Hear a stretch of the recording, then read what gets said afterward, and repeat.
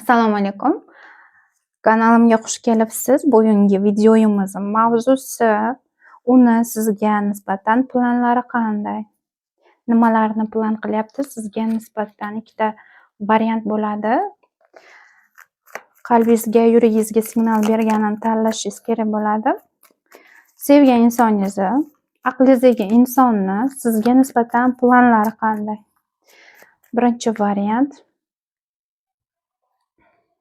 Ikkinchi variantni aqlidagi insonini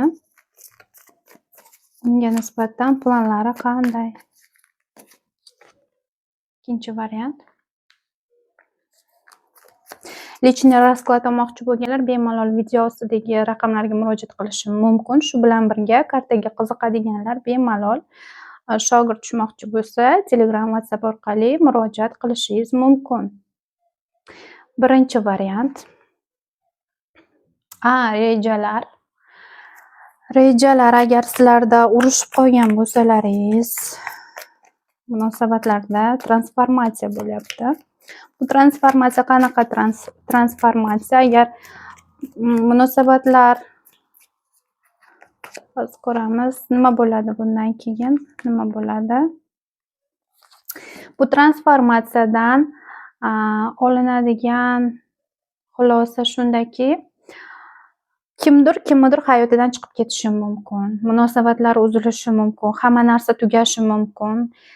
Bu narsadan siz qattiq xafa bo'lishingiz mumkin, norozi bo'lishingiz mumkin. Menga nisbatan nohaqli bu deyishingiz mumkin, lekin Xudoning bizga plani juda ham puxta biznikiga qaraganda, shuning uchun hammasi yaxshilikka. Bu vaziyatni boshingizdan o'tkazasiz. Balkim bu inson hayotingizdagi ikkinchi inson bo'lishi mumkin. Ya'ni hayotingizda ikkita munosabatni birdaniga olib ketayotgan bo'lsangiz, bu munosabatdan biri chiqib ketishi mumkin. Yoki sizni aqlingizdagi insonni hayotida ikkita sevgan insonni, munosabatda bo'layotgan inson, bu yerda ham erkaklar ham ayollar ko'rayotgani uchun o'pcha qilib aytaman. Agar aqlingizdagi insonni hayotida ikki kishi bo'ladigan bo'lsa, siz va yana kimdir bo'ladigan bo'lsa, bu yerda siz bilan munosabatini tugatishi mumkin va bundan siz norozi bo'lishingiz mumkin, xafa bo'lishingiz mumkin. Bu narsa kutilmaganda bo'lishi mumkin. Va u inson charchagan, ikkita inson o'rtasida muvozanat saqlashdan charchagan. Mana shuning uchun munosabatlar kutilmaganda tugashi mumkin. Bu ancha yillik munosabat bo'lsa ham.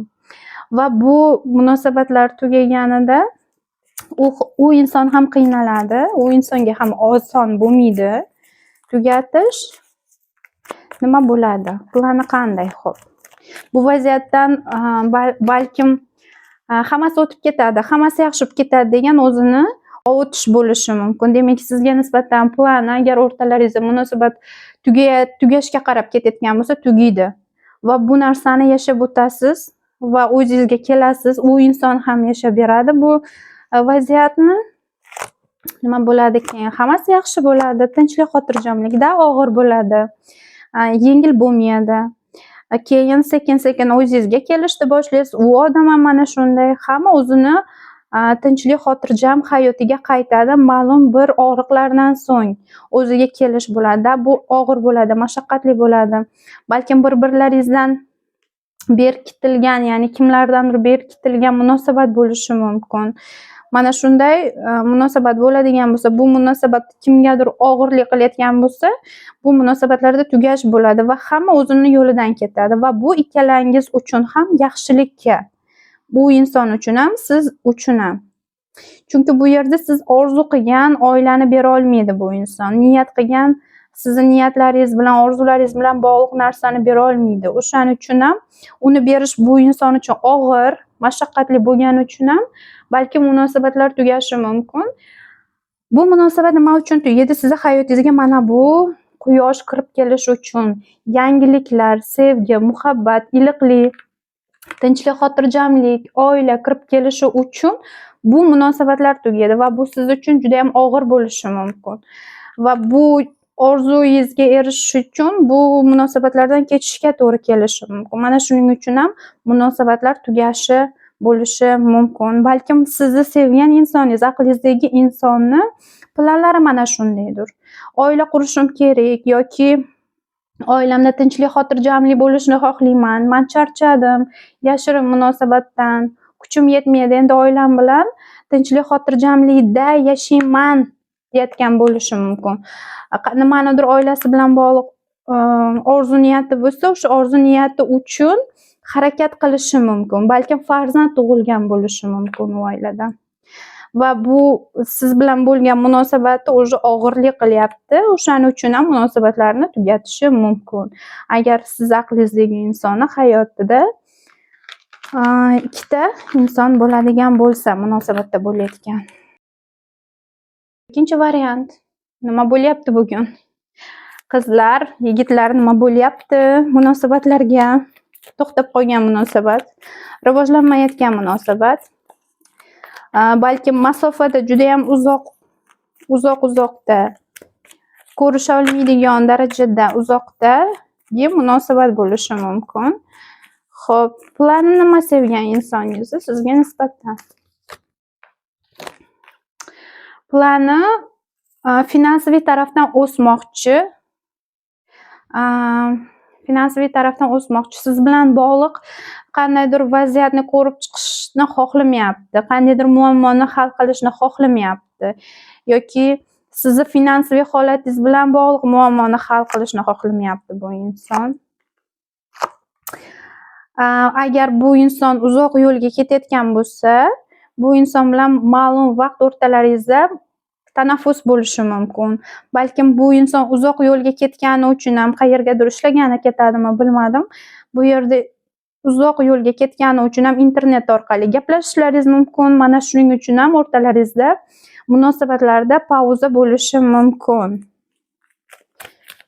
Uni rejalari qanday sizga?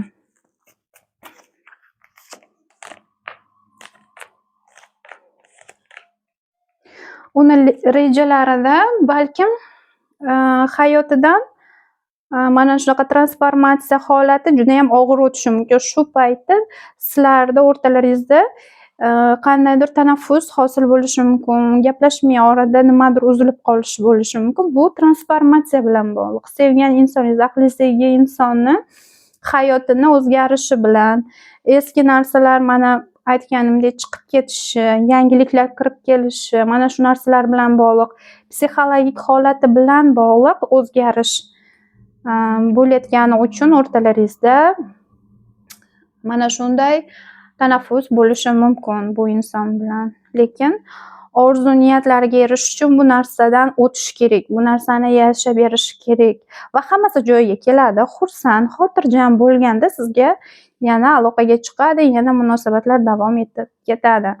Demak, aqlingizdagi insonni sizga nisbatan planida prosta bu yerda shunchaki bu yerda hech qanday munosabatni hal qilish, muammolarni hal qilishga bo'lgan kuchi yo'q. Bu insonda shunchaki hayotini transformatsiyasini yashab o'tgandan keyin, bu vaziyatni yashab bergandan keyin, o'tkazib olgandan keyin ruhiy holati bilan bog'liq bo'layotgan vaziyatlar, har xil tanaffuslar, uzoq yo'lga ketish, internet orqali muloqot bo'lishi mumkin yoki ichish bilan bog'liq, kayfga berilish bilan bog'liq, real hayotdan qochish bilan bog'liq qandaydir harakatlari hammasi bu transformatsiya bo'layotgani uchun, buni ko'tara olmagani uchun ruhiyati balkim bu insonda mana shunday tanaffus holati bo'lishi mumkin o'rtalaringizda. Yaqin kunlarda agar shunday bo'ladigan bo'lsa, hech siqilmang, bu o'tib ketadi va hammasi juda ham yaxshilik bilan tugayapti o'rtalaringizdagi munosabatda. Siz aql bilan ish qilishingiz ko'proq foyda beradi. Bu yerda his-tuyg'uga berilmagan holatda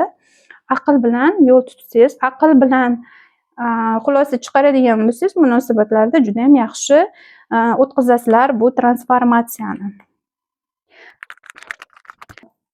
Videolarimiz mana shulardan iborat edi. Keyingi videoda ko'rishguncha